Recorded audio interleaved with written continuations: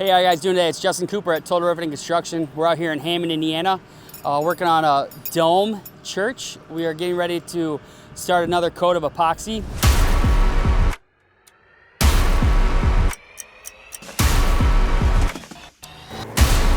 We're out here with Omar. We got a couple lifts.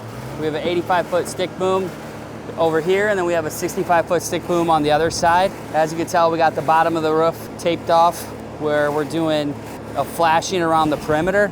So what we're doing with this roller is we're rolling it all out in one direction. Once we install the second coat, we'll be going a different direction as far as installing this type of product, especially if you guys have, metal buildings, factories, warehouses, that type of stuff. It's a great product as not having to tear off an actual roof and do new insulation. So that's one of the biggest things, savings cost.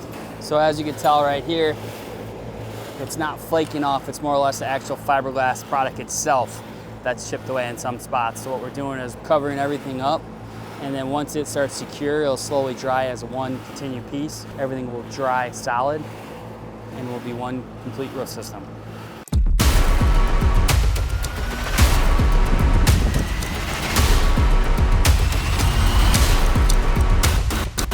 So what we had to do is do a power wash cleaning with a GAF concentrate. Once we're done with the cleaning, we had to let that set up and dry, and then we started doing a GAF primer adhesive. So we did the entire dome with the primer adhesive, and now we're starting to install a GAF top fluid acrylic coating.